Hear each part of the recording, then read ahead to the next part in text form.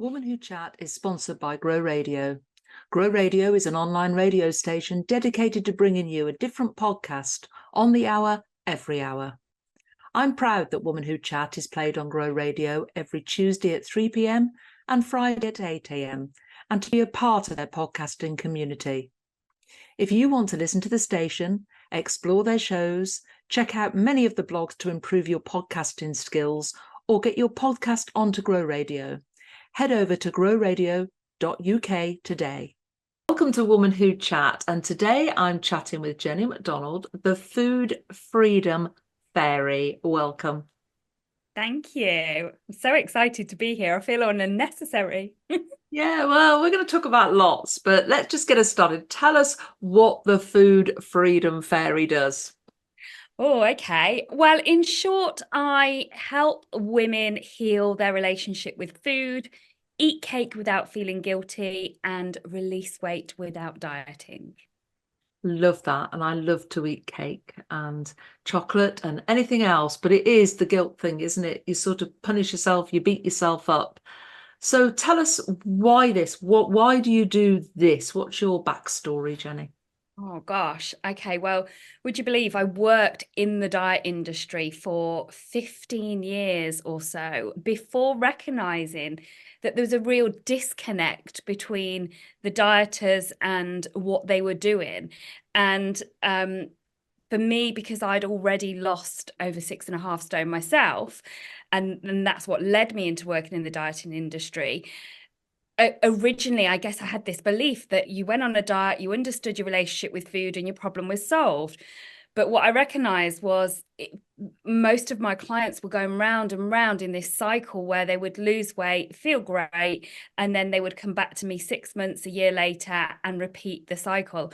And I got to a point where some of the ladies, I'd seen them lose 4 stone 4 times. And I was like, I've got to do better for my clients here. I can't keep them in this cycle. And that's what I felt like by the end, that I was keeping them in the cycle. And then one day I had this massive realization, because everyone looked at me and kind of went, well, you seem to manage it. You keep your weight off. You've got it sorted. And I was in the kitchen one night at 9 o'clock at night, and I just thought to myself, what else can I eat? Because I have to be good tomorrow. And I was like, oh, wow, where did that come from? And I realized that was how I was maintaining my weight loss, by restricting myself quite heavily all week and then overindulging all weekend. And, sometimes I'd tip that balance too far. If my weekend had been a bank holiday and there was 4 days of overeating and so on. So it was that realization and looking at my client's journey that I just thought, I have to do something different here. And that's what led me down this path to really healing your relationship with food, understanding the reasons behind why we eat, because most women I work with, they know exactly what to eat. We've got that shoved down our faces day in, day out on eat more protein, eat more veg, eat whole foods, don't eat processed. We know all of that. But the reason we're not doing that is because we are eating for reasons other than physical hunger. And until you get to that root cause and understand and heal that, then it's really hard to just eat the whole foods and be mindful and all of the other stuff. So that's where I come in, really.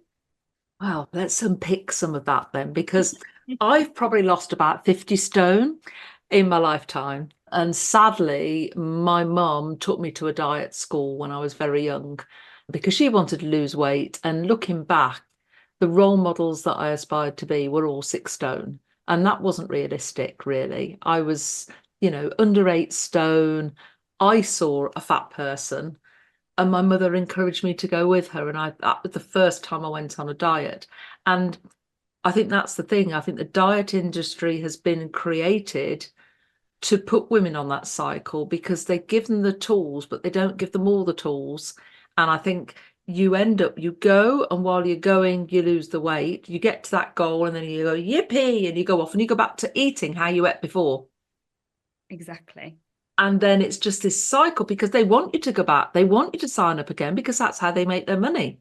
Yeah, exactly. I have to remove, and obviously I've done your program, and, it's removing that word diet. It's a way of eating for life. I like to eat what I eat. And I'm not going to lie to you, Jenny. I went on holiday for 2 weeks and put on a stone because I ate everything that I could, not binge it, but I thought I'm going to eat everything that's put in front of me. And I did. And I knew that would be that for me because I can't eat like that at this stage in my life. But you published a book that shared with women how they could really avoid this diet, the eat, not eat, dieting cycle and how to get out of that. So what made you write the book? So what I realized was I'm only one person and I can only spread my message and work with so many people. And also, from a coach point of view, not everybody has the funds to work with a coach, or they don't really understand what it's like to work with a coach. So I was like, how can I make this just really accessible for people to just pick up and have those tools? So that was kind of what drove me to write the book. And I wanted to include lots of I think in the book I call them focus on you activities, where it is like, okay, you've learned this technique, you've heard my stories, I've shared client examples, now over to you. Let's unpick this for you. So throughout the book, you're taken on a journey really of building on your self-worth, because the bottom line is, for many of us, we put everything else above ourselves. I think particularly as women, probably I would say every single woman that I've worked with has had a pile of to-dos before her own needs, whether that need is going for a walk or cooking a nutritious meal, moisturizing their skin. There's always something else to do. So it's about building on your self-worth, showing yourself that love and respect, and building on self-trust, because I think when we have attempted so many diets and, as you say, gained 50 stone and lost 50 stone over those years, what happens is our brain, we don't trust ourselves. Our brain's a bit like, oh, here she goes again. We know what's coming. So it's about building that trust for yourself again, and then understanding how it all connects, like you said, that where that pattern started from being taken. And I was exactly the same. My story is that I was overweight as a child, and my mum tried really hard to help me lose weight. And that was by signing me up to go to a diet club with her and my nan. And I think I wrote in the book, once you join, it's almost like an unwritten pledge that you will never leave. That is your life. Yeah. It's about understanding all of those messages and choosing which messages that you want to carry forward. Because obviously, if you have the message that it's good to eat nourishing, healthy foods and eat your fruit and vegetables, that's a great message to carry. But if you've also got the message that it's rude to say no thank you to food, it's rude to leave food on your plate, that you should have a pudding, that it comes after your meal, and all of these different messages, and also the reasons we use food for self-soothing. So I think, again, most of my clients, if not all, would use food after a difficult day. Whether that is food or a glass of wine or a bottle of wine, it's like, or I've worked really hard and therefore I deserve. And sometimes it is about just avoiding something and putting something off. And sometimes we also feel safer in a bigger body. And a lot of women would argue with me and be like, well, no, I don't want to be in a bigger body. That's not what I want. But actually, somewhere along the line, we have learned that it's safer. And maybe that's because we don't get attention. Maybe it's because we don't get sick. And again, my story is I was in hospital when I was about 3 or 4. And I think I was encouraged to eat at that point because I was quite underweight. So what I learned, what my subconscious learned, was if you eat and you eat well, then you won't be poorly again. And that will keep you safe and you won't be in hospital away from your parents and so on. So it really is quite deep work on understanding what is going on and why can't we just let those habits go. And then obviously some are just pure habits that we need to undo. It is, I mean, just saying that really resonated. So I was in hospital at 3 and again at 4. And my parents, when they used to come and visit, bought me sweets, chocolate, but that was rationed. And the matron used to wrap, all the sweets went together and could pick one little thing each day. So it was really, as I think back, and then my dad grew up in the war years, as did my mum. My mum was always dieting right through my childhood, but my dad was always saying, don't leave anything on your plate because you're a waster. We didn't have that food in the war. So Yeah. you've got these conflicting messages coming at you as a child. You're not able at that point in time to make those decisions for yourself. So it's very hard then coming into puberty and your hormones kicking in as a woman to regulate that and then suddenly have that education. Is there any education in schools for young girls? No, no. And it's so sad because we receive these messages from everywhere. And even if our parents just, feed us nourishing food, but then you overhear your, I don't know, your mum and your auntie talking about, oh, I tried on a dress yesterday and I looked huge in it. I was disgusting. Or, you see the magazine cover saying, Sarah's put on 4 stone after having a baby. She can't shift her baby weight. So we take all of these messages in, and there is no education. And actually, I haven't seen the film, but someone I can't even think what film it is, but it's a really recent kids film that's come out. And there is a scene in it where the mum is talking about being overweight or something. Someone commented on my LinkedIn post the other day, and I was like, oh, I haven't seen this. But again, it's like 2024 and we are still bringing out these films that just say that it's not acceptable to be in a bigger body, that we need to watch our weight, that we need to be conscious. And actually, I just must get in that for anyone listening, I'm not about being a certain size. I get that most women come to me because they want to release weight, so I still promote myself as help you release weight with ease. But really, for me, it's about having peace with yourself, peace within, peace with food, and food freedom. And when you have that, your weight naturally aligns to where it needs to be. And that might not be where it was when you were 17, but what you get is this inner peace of, I'm actually good with who I am and I'm good with the choices I make. Mm. And how does that align with sort of the healthy approach? So, we've got women who want to eat more healthily for health reasons, and then we've got women that want to lose weight. We've got women that have to eat a certain way because of medical conditions. How does that all combine with the food freedom aspect? So something I do is, first of all, I never give out a diet. If someone wants meal plans and they're working with me, I have meal plans, I have recipes, but I never, that is, not what I'm about. I'm about guiding you through a process to create what I call your own food framework, because we all eat differently. And this is why I never share what I eat in a day post, because actually that's irrelevant. It's about finding what fits for you. So I encourage you to create this food framework, and that includes eating for pleasure and your pleasure foods. And I ask my clients to write a list of the foods that bring them pleasure, and then think about when they're going to eat those foods and when they're really going to enjoy them. And it might be that actually lemon cake is the best cake of all, and I'm going to enjoy that when I go and see my best friend and we sit and have a coffee. Or it might be I'm going to enjoy it when I alone am reading a book and it's my time. So you're actually planning in to eat those pleasure foods. But what I also teach, and I think it's really important, is just how to balance your energy levels using food, because the majority of us have been taught how to count calories. We've been taught how to restrict food. And sometimes that means we choose the calories over the quality of the food. So we might be in a rush and think, oh, well, that's only 200 calories for that breakfast bar. I'll grab that because it'll see me through till lunch. And what happens is we start our body on what I call the blood sugar roller coaster.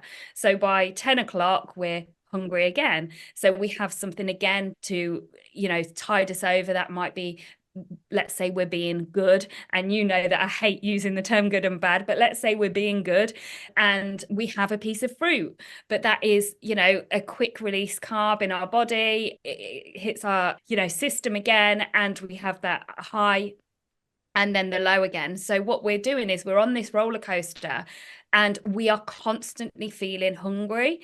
So once we can get that back into balance with really simple shifts, we then only have to deal with the emotional hunger. And I always think we've got to deal with the physical hunger, that physical craving for food that we've probably been fighting our whole life if we've been constantly dieting, because we are not giving our body the nutrients it needs. And then we can deal with the emotional hunger. And as you can imagine, when you go on a diet, you're trying to deal with both of them, and you're probably not dealing with either of them, because the diet is telling you not to go over a certain amount of calories, points, or sins. And then you've got this emotional fight because, you know, you're eating for all of the other reasons. So that is, you know, that is my approach. That is where it comes in. Yeah. And I think, you know, when you see people, I've done one diet, then another diet, then you're told to eat a different way, and then the next fad comes out, then you're told to eat another way. And I almost feel as if women are now in this state of confusion, because one day they're told it's the grapefruit diet, then it's the cabbage diet, then it's the keto diet, then it's plant food diet, then it's something else. And these fads that have gone through a period of time have just left people thinking, well, if I have a bit of that and a bit of that and a bit of that, will that make it good? And then you end up choosing food that you don't necessarily like, but you think are good for you, but then actually, because you've combined them in the wrong way, they are no good for you at all. Yeah. And you're not enjoying it. You're just eating it because you should. So Yeah. then at some point you just go, oh, stuff it. I don't even like eating that. And you go the opposite way. One of my clients described it a few weeks ago on a call as, before we started working together, she was like a ping pong ball and literally going from one to the other because she was so lost and confused. Yeah. And the problem is, even when, like, even me, and I'm 20 years into this journey, sometimes I'll see on the internet that I shouldn't eat spinach, and then the next day I shouldn't eat cashew nuts, and I get sucked in and think, oh gosh, and then I have to like keep myself in check and think, hang on a minute, you know, you have healed your relationship with food. You are eating foods that you enjoy. Your body isn't displaying any symptoms that these are upsetting you. So just relax. And I think when you are chasing the weight loss, this is when you really can get sucked in, because you are always looking for this solution that is going to sort everything out. And actually the solution is on doing the work, the inner work, working on yourself. And we're constantly looking for the quick fix, Yes. the quick weight loss. I need to lose a stone by next month. I need to lose this for this. And I think that's where personally I've slipped up in the past, because I've always tried to focus it on an event, which for me doesn't work, because it's that feast and famine constantly. You know, you sort of cut out everything and then you go away, or you have an event and then you eat everything, and then it's just not balanced either. So you end up not feeling great. I can eat certain foods now and I don't feel great eating them, and I think, why did I eat that? Because I didn't enjoy it. I don't feel great.